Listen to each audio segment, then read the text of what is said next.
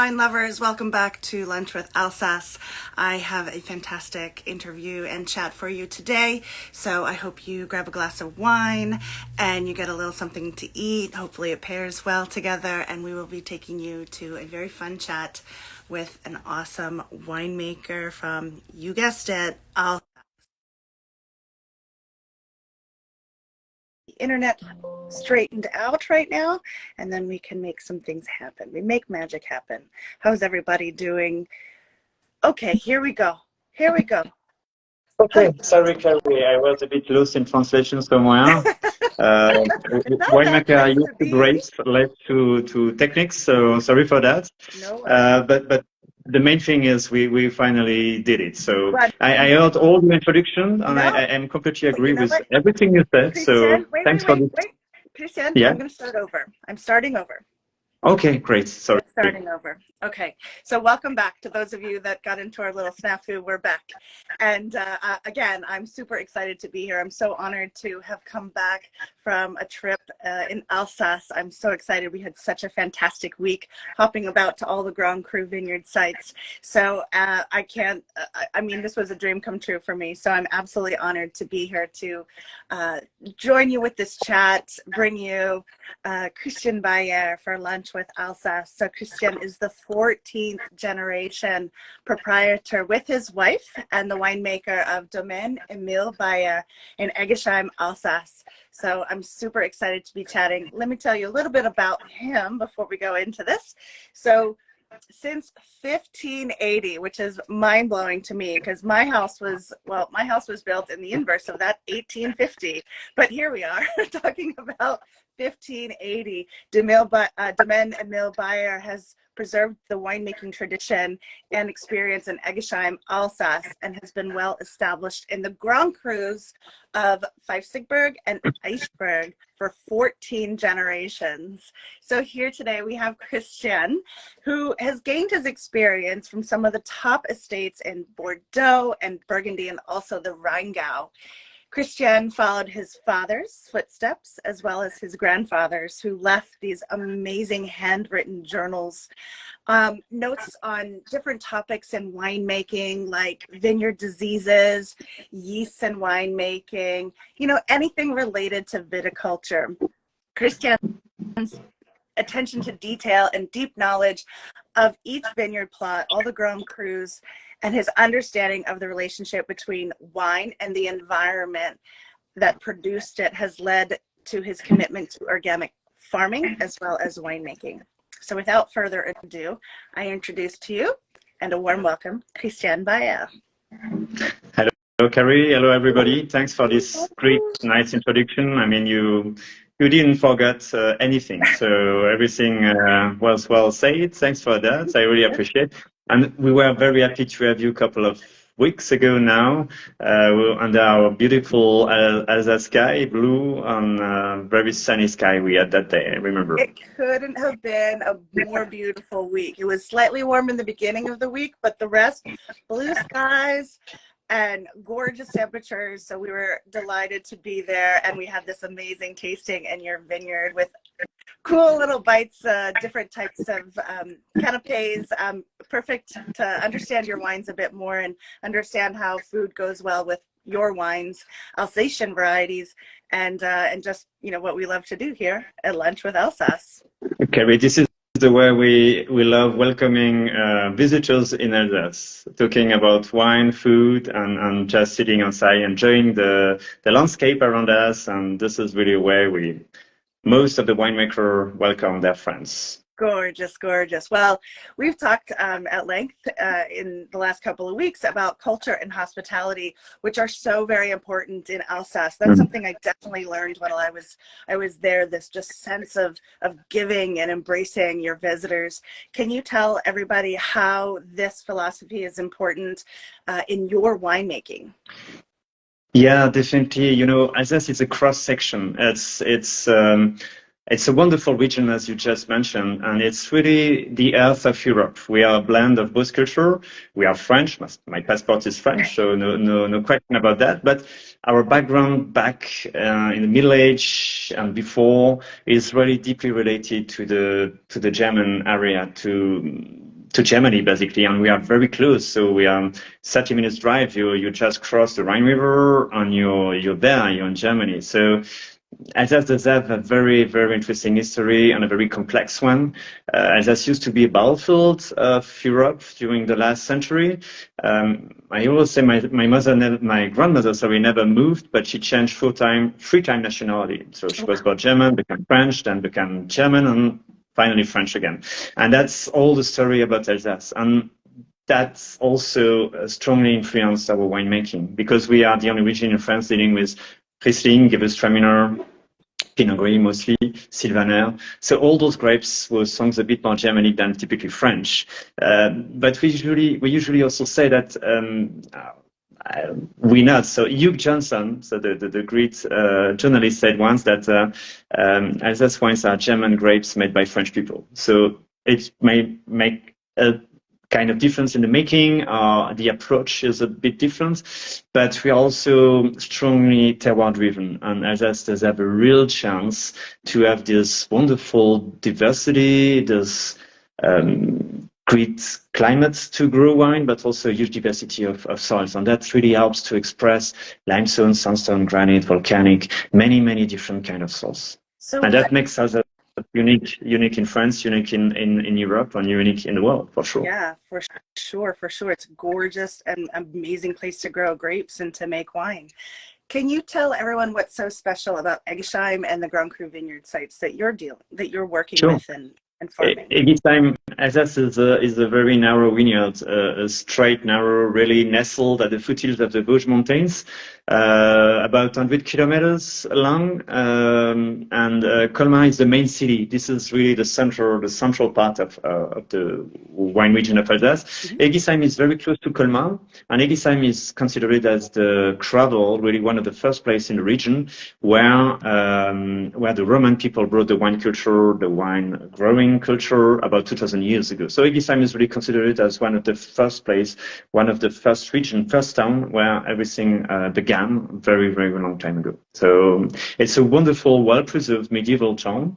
Eggesheim belonged to an association called the prettiest French town, and since a couple of years, and Eggesheim was also elected as the most preferred town in France by French people in 2013 in a TV broadcast. So we have a lot of visitors, like everywhere on the wine world, but specifically here, Eggesheim is definitely one of the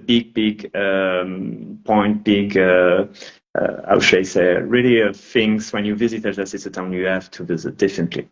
So what are the things in Eggesheim that people want to come visit in addition to the winemaking? Eggesheim is deeply related with wine. So there are actually 27 wineries with opportunity to taste, and we specifically are located in the central part of the town of Eggesheim. So close to the castle, there is a medieval castle in the center of the town.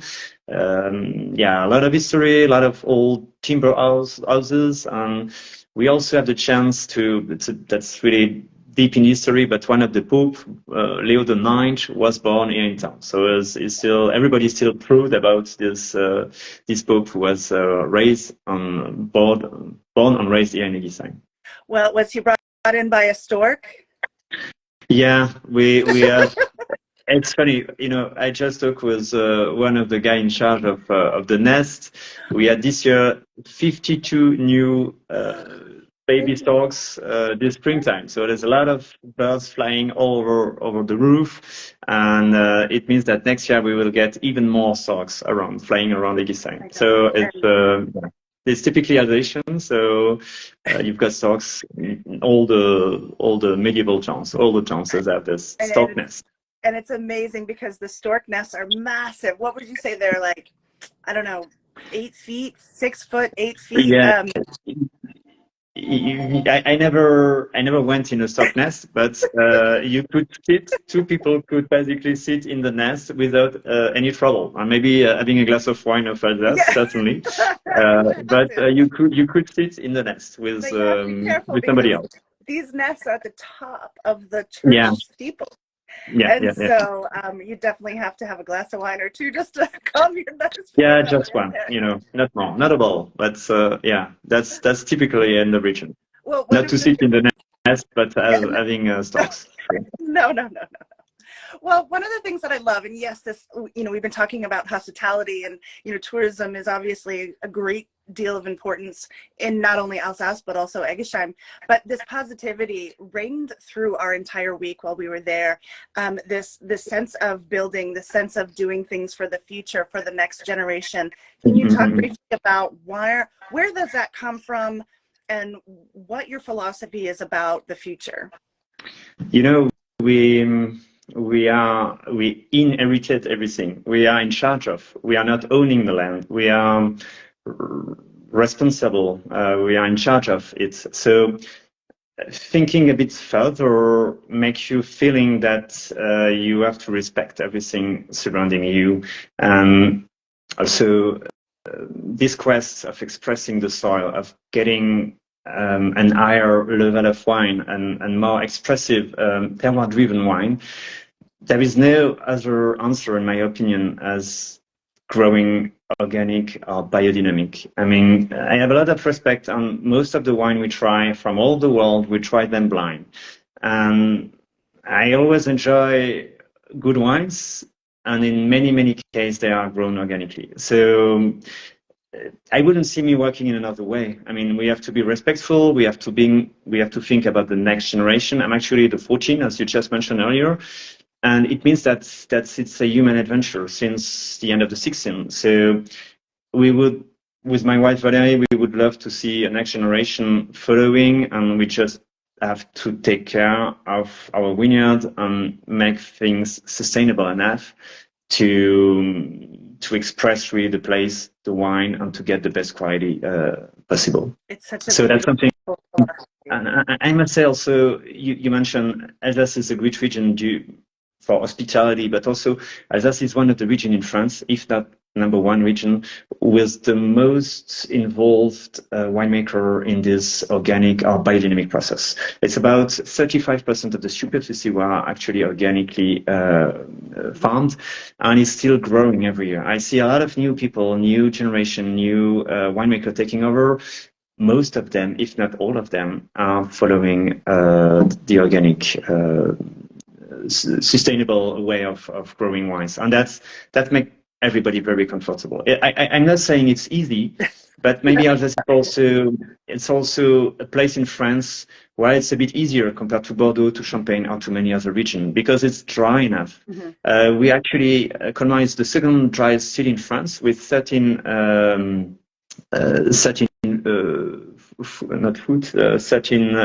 400 millimeters of rainfall a year. So it's very low. It's as much as on the Mediterranean Sea, and that makes our job in a way easier to go organic. Right. And that's one of the reasons. The first reason is people want to have great wines and they want to respect nature. And secondly, also the climate is really helping us. And that's also, we were talking earlier about, German influence, Swiss influence. German and Swiss are really aware of, way more than French, of respect of nature, of organic, of eating and consuming organic. And that's certainly also a point where Alsace is leader in France because of this strong German influence. Cool. Well, we want to see at minimum 14 more generations coming out of Domaine de Beyer. I'm not sure we will see them, but I hope there will exist 14 other more generation following us. So yeah, the 15 actually, the 15 is a bit young now, but they enjoy picking grapes and they enjoy recognizing the grapes. They already approximately know where the plots are. So that's the first step in the wine industry. It's good. That's fine. And just a note. Beth just popped in, and yeah, you're right. It's 18,000 hours of sunshine annually. So no wonder everyone's happy there. Everyone's got these beautiful vitamin D's coming in from the sunlight. Yeah, we have less rain and a lot of sunshine, and we are really at the foothills, and that makes also kind of paradise for winemaker here, with such a diversity of soil, great location to grow wines. So. Well, so Carrie, you have actually Pinot Blanc. Here we go. Here we go. Okay, we are going to start with. Yeah, exactly. Wow. Pinot Blanc. Yeah, Pinot Blanc. perfect. So Pinot Blanc is a great welcoming wine. I'm used to say a wonderful introduction to Alsace. It's a nice fruity, dry-driven wine with a great expression. It's very enjoyable, very versatile, very easy to open with different dishes. I told you the joke when you came. It's a kind of bowl everybody should have in his fridge Yes. in case of emergency. You've got friend, you've got a nice evening with your girlfriend or wife, and you need a bottle of wine and a bottle of crisp, nice, fresh white. Pinot Blanc is the answer. So Pinot Blanc is working specifically good with seafood, with white meat, with so many dishes, and it's always enjoyable. It's fresh, very refreshing. So you heard it here first. Pinot Blanc is the wine that you have to keep in your fridge, at least one, all the time. exactly, you're right. And this is actually, it's a blend of two. We have two varietals in the Pinot Blanc. Pinot Blanc, the one we call true Pinot Blanc, and Pinot Auxerrois. And this is mainly Pinot Blanc. Auxerrois is very aromatic, it's a bit richer, a bit less acidic. Pinot Blanc does have this wonderful, crisp, fresh acidity. And the blend is very common in Alsace.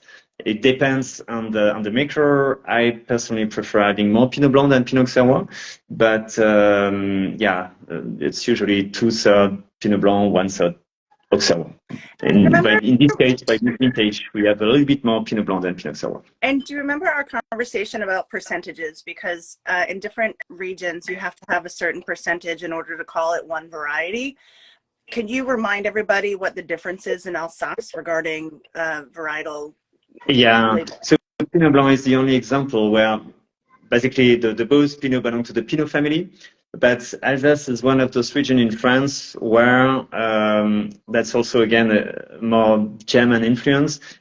We use either the name of the grape. Correctly said, we also use both. We have Grand Cru, we'll talk about certainly later, Premier Cru, Village, Premier Cru, and Grand Cru. But this Pinot Blanc is the entry level, so it's a bit more varietal oriented, and the focus is a bit maybe less on the terroir, whereby it's growing and it comes from Egisheim 100%, and it's really showing also this crispy, nice acidity from the limestone. So it's very clean and fresh. Mm. You get citrus, but it's not in your face. To me, it's more like a lemon balm or a lemon thyme or like lemongrass. Oh, I have some of that. Like a little lemongrass. Yeah, great. Subtle to me. Yeah, I'm growing this. Yeah.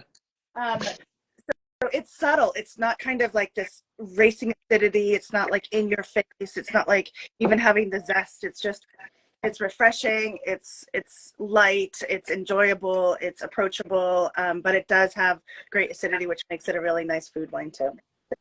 Pinot Blanc is a very successful wine in the restaurant by the glass because it's so easy, in the brasserie, but high-ended brasserie. Mm-hmm.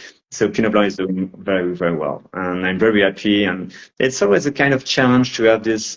How should I say this nice crispiness, this acidity, but you want also to have some complexity in the wine. So everything is unpicked, everything is slowly pressed. We don't use selected yeast. We don't add selected yeast. This is natural yeast, and with very, very low sulfate added before the bottling. So we just add a little bit before the bottling. So that makes to your point.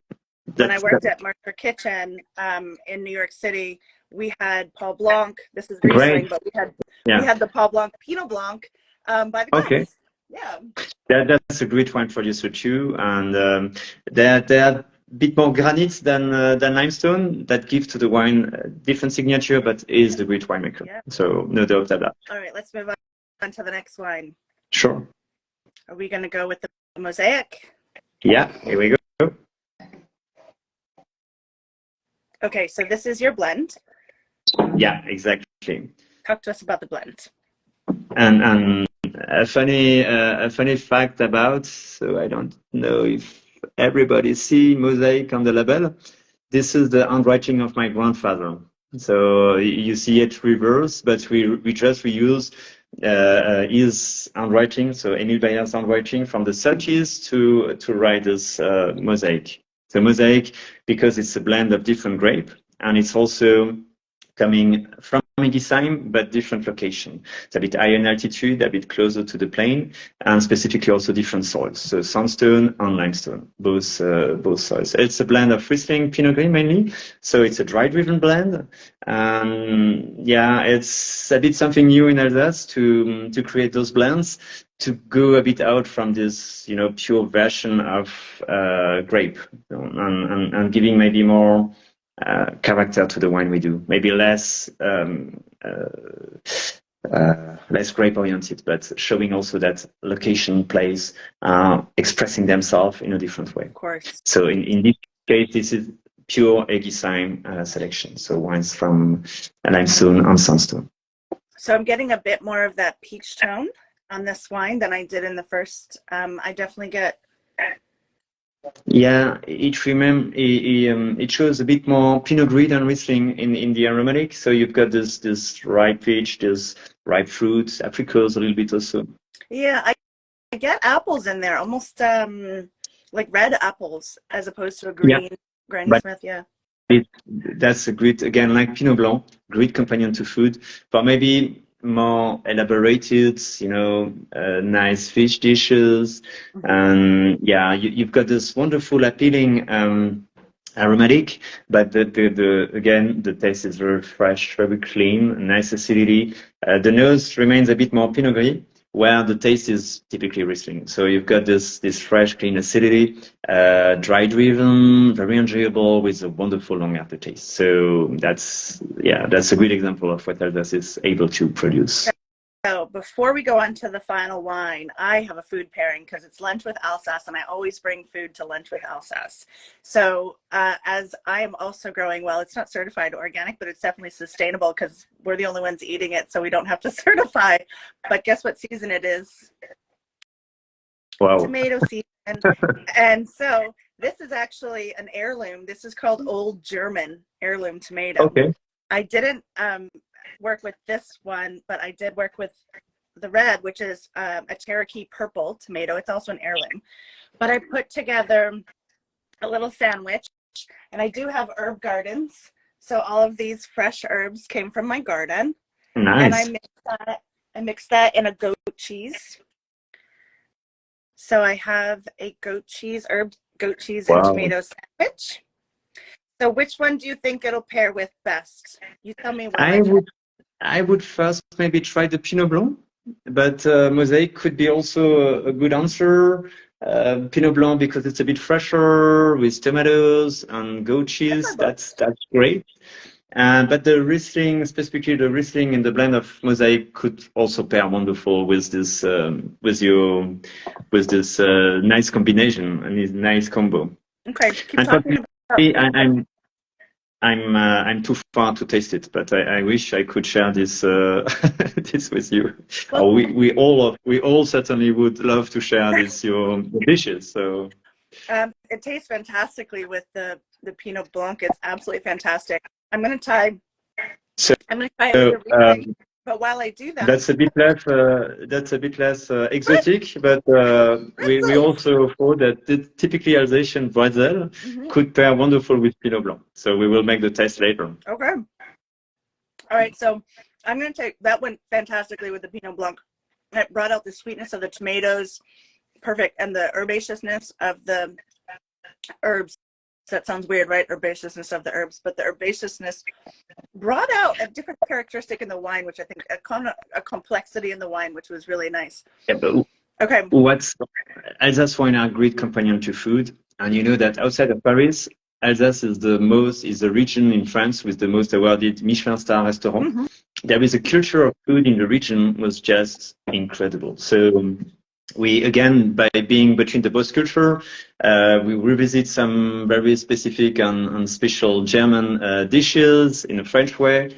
And yeah, we've got any kind of fish, games, poultry, a lot of porks in Alsace, vegetables. So it's for people enjoying life, food, and travel, Alsace is definitely a region to go. There is no doubt about it. So people think and they want to go to France to visit Paris usually, but they definitely have to go out. And we've got the speed train directly from Paris to Strasbourg. That's 2.5 hours, and then you have a good sip and a good way to discover our region. So I heard you said people are interested in food and wine, and I think you said travel, but what I heard was trouble. So you could get into some trouble with some of these wines. Yeah, Alsace is this wonderful region where this cross section of Europe, you get a sip of everything, a huge cultural heritage. Most of the town are medieval, well preserved. Strasbourg is one of the most beautiful cities in France. I'm a bit chauvinistic, but I have to, and it's very honestly said, it's a wonderful place to visit. And we are also very close to Swiss, to Basel in Swiss, then very close to Freiburg in the Black Forest and on the German side. It really makes sense when you come to us to maybe take 1 or 2 days to visit the neighbors, and you will have a better understanding of what Europe is about. So, and Alsace is a cradle of Europe. So it's really a region where it's an enjoyable region. So it really is. And wines are very good. So that's another point to visit that. All right, let's take a change in our direction from whites and go somewhere where I think less people know that Pinot Noir is an amazing variety coming out of Alsace. We did have a lot of Pinot Noirs when we were there visiting in Alsace, and the big question came up because right now only your Grand Crus are your white varieties. Yeah, it's true. And very recently, two Grand Cru just, I wouldn't say pop up, but this is our Grand Cru Pinot Noir. But actually, two Grand Crus are allowed to use the name Grand Cru for the reds. Okay. So the Kirchberg, the Bar, and Engst in Winsenheim. So one in the Haut-Rhin, one in the Bar. So the both districts of Alsace. And Pinot Noir is getting more and more regarded, and people are more and more interested in the red. There are many reasons. We talk about maybe at some point climate change, for sure. We get a better maturity, but a new generation came, let's say 15, 20, 25 years ago, and most of the new winemakers came after having experiences in Burgundy, in many other regions in the world, in Oregon, in Australia, and they really just realized that Alsace could be another great region to grow Pinot Noir. Alsace made Pinot Noir since 300 years, but maybe it wasn't taken that seriously. I remember my father made Pinot Noir, but it was not really kind of, he did the red as he would have done the white, and all through Pinot Noir, certainly the whiter red grape. It's as delicate as a Riesling. It's true. And if you directly press a Pinot Noir, you get Blanc de Noir in Champagne. So you don't have the color, basically. You have to macerate to get the color. But Pinot Noir, regarding Pinot Noir, you really have to have this delicacy. And usually great white winemakers are also great Pinot Noir winemakers specifically. So, I make my studying in Burgundy, and when I came back, I really want to show that Alsace was able to produce something else than just a light rosé, and that Pinot Noir can be taken way more seriously than it was taken until then. And this is an example. So Sandel, you see it reverse, but the name is Sandel. It's a very specific plot localized in the Grand Cru of Egisheim. It's a single vineyard, and Sandel means the little sun, and it's a very sunny place. It's a wonderful location, south-oriented on limestone. We choose almost 20 years ago to plant Thomas clones, so really selection coming from Burgundy, small clusters. Everything again is unpicked, sorting on the table, and macerated very slowly, more infused than extract. and aged in barrel. The wine is not filtered. And yeah, that's everything you could dream about talking about Pinot Noir. And actually, this vintage 19 is very young, but huge potential. Nice expression of black fruits, black currant, great, little bit of vanilla, but a great expression of Pinot Noir. And in many cases, in blind tastings, this Pinot Noir, surrounded by great Burgundian producers, were seen as a Côte de Nuit somewhere in Chambol. So I was very happy when people gave me this feedback. And yeah, Alsace is Pinot Noir is actually only covering 10% of the region, but it's in the next 10 years, I'm sure we will rise over 20 because there is a great potential forward in Alsace, specifically in the Grand Cru areas. Yeah. So let me give you my feedback because I think it's pretty good feedback. So one of the other things that we did while we were in Alsace is we visited the Epicerie Christine Faubert. And yeah. So I just opened a jar of the framboise au violet. So it was, I mean, these jams are so unbelievably, pure fruit, just purity of fruit. And it was so surprising. It's not overly sweet. A lot of the jams here in the States are very, very sugar oriented and very, very sweet. But the jams here are just so natural and so fresh. And it shows this beautifulness of the jam itself and of the fruit itself. So when I stuck my nose into this glass, I got red raspberry right off the bat. And one of the things that I always find is important variation between raspberries and cherries is violet, is purple fruits. That's what you get with raspberries versus cherries. And to me, this is all this jam. It's raspberries and violets off the nose. It's so natural fruit and beautiful. But I think you're right. On the palate, it doesn't punch you with all of that fruit. It does give you more savoriness. It does give you more structure. It's not overwhelming. It's not big, but it's elegant and tasteful. Thanks for this nice comment. And it's true, what I really enjoy in the winemaking is to see, I'm not a big fan of decanting wines.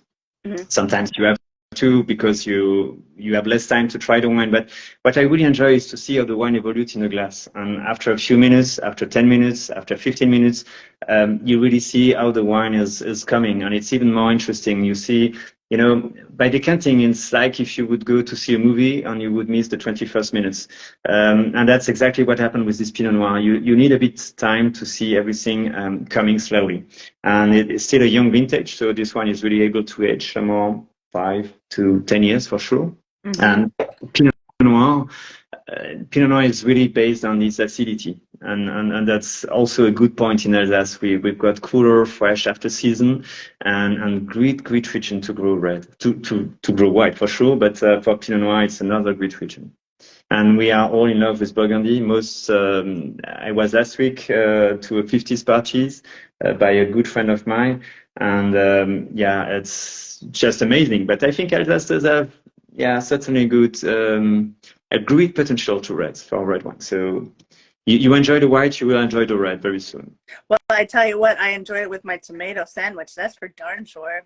Okay, that could be pairing too. Yeah, sure. Mm-hmm. So one of the things that I've always been interested about with Alsace wines is the ability to pair with more Asian style foods. So the spice, Thai chili, soy sauce, umami flavors, even some of the sweeter flavors I think are really interesting with all Alsatian wines. And I think that you can go from a drier wine to a more complex Riesling blend even. And honestly, some of that savoriness comes across in your Pinot Noir as well. So these are really amazing food wines. And it's really important to note that they're widely available in the United States. I just don't know if people put a spotlight on them as much as they should, given the fact that these wines are so great with so many different cuisines. We ate a lot of charcuterie when we were there, and certainly pork and these salty cured meats it's fantastic with all these different cheeses. fresh vegetables, summer vegetables, seafoods, shrimp, lobster, fish, pickled fish, smoked fish, but also some, some fuller cuisines as well. I think that this Pinot Noir I made chicken marsala last night, so mushrooms and chicken, and I think that Pinot Noir would be fantastic with that as well. So if this is not your calling card, like, these wines are gorgeous and they're absolutely made for pairing with food. Yeah, a very good friend of us is from Laos. He's a Laotian, and he works in the kitchen. So when we are invited, we always have a good bottle of Pinot Gris. Yeah. So we usually for Thai or Laotian, you usually just have to have a little bit of residual, and that was absolutely amazing. And I mean, it's difficult to find a wine having such. To be paired with Laotian or Thai food, but Pinot Gris is working perfectly. Gewürztraminer does too. All the Gewürztraminer, but for sure there is an Alsace wines for every kind of food, and specifically also for Asian food for sure. Absolutely. All right, we have come to the point that you have a special guest for us. Yeah. A great winemaker, and I'm very happy. It's just. It wasn't, how should I say? It wasn't plan this. Not playing. Well, that's the word I was looking for. But it's a great honor for me to have him. I really enjoy his wine, and he went a couple of years ago to visit us, and is just today with us to share wine and food again. And yeah, I will leave my place. And completely coincidental, Fred, I'm going to bring this up, but completely coincidental. That's a big suspense. So people will be shocked if the title will be winemaking at Emile Beyer. So that's maybe our new winemaker over. He's very familiar with Gewürztraminer and Riesling too. And completely coincidental, we graduated from the same school. In fact, this is completely coincidence. We did not plan this. This is so cool. So everybody, Fred Marath, who's the head winemaker and co-owner of Herman J. Wiener and Standing So Vineyards in the Finger Lakes, is in Alsace today and is here for our chat. So how cool. Fred, move over a little bit into the space so we can see your face. There we go. There we go. How's that? Hi, Carrie. How are you? We are great. We are great. This is unbelievable. This was very unexpected. Yeah, absolutely. Well, we're so happy to have you, and we're thrilled to be able to chat with you a little bit. So, are there any tell us about this crossover journey that you've had. I mean, you're obviously making these amazing Alsatian varieties in the Finger Lakes. You're doing sparkling wine. I know you have a little Pinot Noir up there as well. You're known for your Riesling. I mean, look, like, I'm in Pennsylvania now, and I got to tell you, it's hard to find good wine, but I can find your wine out in central Pennsylvania, and that is awesome. So tell us about a bit of the crossover, what you've learned from Alsace, if you've been influenced by Christian and his family. Talk to us. Well, I have to go back a little bit to recognize my connection with Christian and his winery here. I was studying in Freiburg in 1999 at the University of Freiburg, and I was on a student trip to Alsace for the day. We came to Colmar, and then we came to Eggisheim, and we did one stop here at Emile Beyer, and there were about 50 kids in our group. And I was studying at Cornell, and I had no idea what I was going to do in life. I was a plant science major and didn't know where I was going to go with that, and stuck my toes into business a little bit. Wasn't sure what I was going to do. And then I came here to Emile Beyer, and there were about 50 kids on my class and in the course, and maybe only 3 of them really actually paid attention. And it had nothing to do with Christian. It was just they were happy to be here in Eggisheim, and the 3 of us kind of latched on to Christian and listened to him speak and his story and his family's story. And he took us down to the old cellar down below us here. And I mean, I remember that so vividly of the moment. You know, you had this moment when you got into wine, that moment where you're like, whoa, okay, that's what I'm going to do. Well, that was here for me. And so I went back to school. I took a couple courses. and then I took an internship with Herman, and just cleaning hoses and pruning and tying and grafting grapevines, and I always think about my moment here. I always think about the connection that I have to here that Christian might not even realize how deep that is for me of launching my career. And it's just a very special place. And so I'm here today with my wife and our two kids, and I was just we parked the car. I was just so excited to walk into Eggesheim with my kids to show them where it began for me. So that's a long story, but it's just very special to be here and to see Christian and his family. So I love that. Christian, yeah. You're there. Did you know about this this deep connection? You didn't realize that you had. I'm very confused. I'm very happy. I'm very happy. We wake this your soul to wine, to winemaking, and I mean wine is so. I mean it's sharing, and I'm very happy to have Fred to share this time with him this evening with your family too. Yeah. The evening will be long, yes, and enjoyable, I'm sure. But that's also the magic of wine, having people sharing the vision, having ambition for what they do, expressing the place where they work, having, like you have in the Finger Lakes, Beyer and such a nice history too. I mean, you're following steps, but you do your own. You have your own vision, and it really takes time to realize it. I mean, you never finish. You're never done with learning. You never finish with sharing, and there is always something new you want to try and to test. And that's the world of wine is so big, so large, and you've got great souls, nice people. Fred, you are part of it, so I'm very happy, and thanks for this very nice story. Yeah, absolutely. And I think Christian mentioned a couple things that I think about all the time is a real sense of place and making wines that speak of a location. And I think having his wines in the U.S. and tasting more Alsatian wines broadly, I can't think of a place that does that better than Alsace in terms of expressing from that very specific plot or that village of the wines that are coming here. It's more easy for me to translate because we are working with similar varieties, Riesling, Gewürztraminer.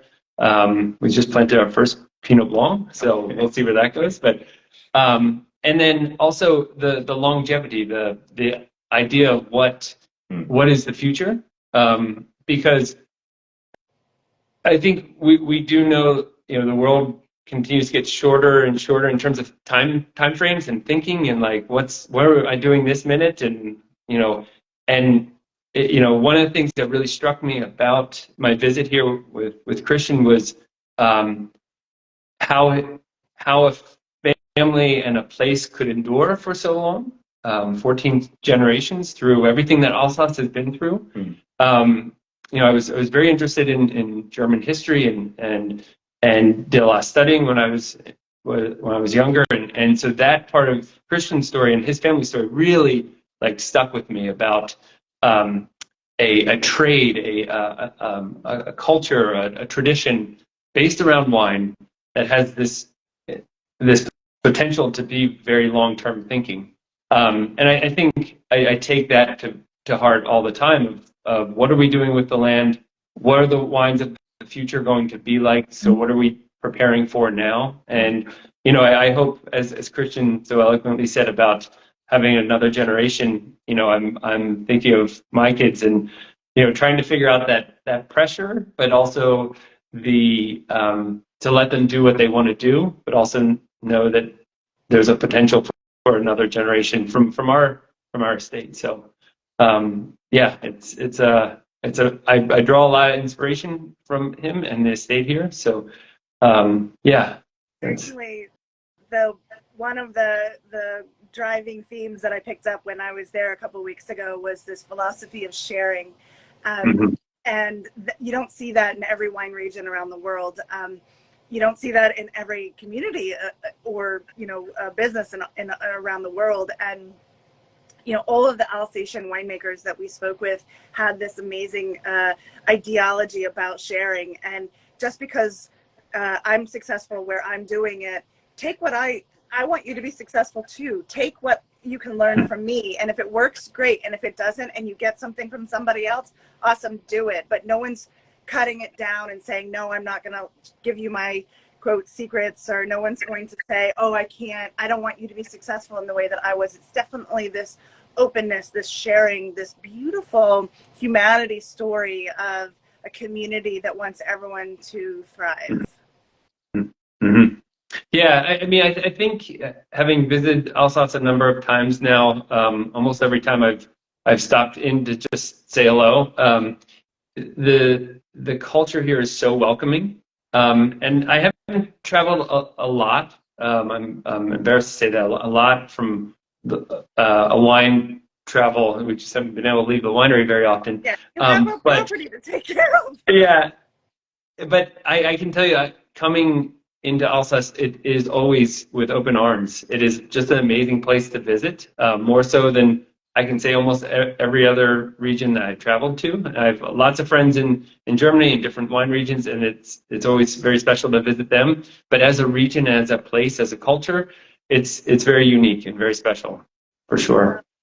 I will tell you, I felt the same thing when I was in Alsace, but I will also compliment you, Fred, as well. I felt the same way when I visited your winery on Finger Lakes. Thank you. Thank you. Please come see us again. Okay. Oh, how fun. This has been such a great tasting and conversation. And I want, Christian, come back into the picture. Yeah. You're a little out of the picture. Yeah. Yeah. I mean, we share, we make wine in different regions, but we share lots. And I completely agree. When you plant the young wines, the best wines will be done by the next generation, or maybe the next one. So you have to wait 25, 30 years before getting the best fruit of the wine you just plant. Which industry would allow that? Which investors would maybe think, okay, we'll get a return in 25, 30 years from here, if I get one. That makes our job, because we do the same job, basically. So special, so unique. And then, yes, you've got your culture, because when you open a bottle of wine, you have everything. When you open a Burgundy, when you open a Champagne, when you open Finger Lake, then you imagine, you just close your eyes and you have the landscape surrounding you. You've got the people, the accent, the whatever, the culture, the food, and that's what makes wine just unique and interesting. And that's again, this wonderful cross section of Europe is opening so many doors. So human, but also philosophy, culture, landscapes. We talked about stocks earlier. So everything will remain you as that. So that makes this region specifically unique and great and enjoyable. Absolutely. I couldn't agree more. I want to thank you both so much for joining us on Alsace Live.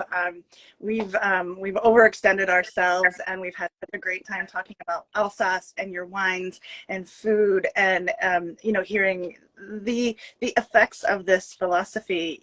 Thanks to Fred being there, and I just want to I'm overjoyed to be able to have this conversation with you and to share it with everyone who's watching and with everyone who will watch later on.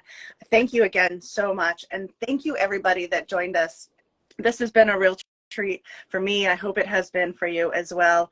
I hope you're all having a great week and a delicious glass of Alsatian wine. Please be sure to check out alsacerocks.com, as well as follow us if you aren't already following us at Drink Alsace on Instagram for all these more information about Alsace and events. We're going to be doing events continually, and keep looking out for more information, and keep looking out in your wine stores for Alsatian wines like Domaine Emile Beyer, as well as Alsatian inspired wines like Herman J. Wiemer from the Finger Lake. Gentlemen, thank you so much. Cheers to you. Cheers, cheers, cheers. Thank you, Carrie. Thank you so much, gentlemen. Have a wonderful evening and a wonderful day to everybody. Have a great day. Sorry. Have a great day. Bye, Carrie. Bye, Thank you, everybody. Carrie. Thank you.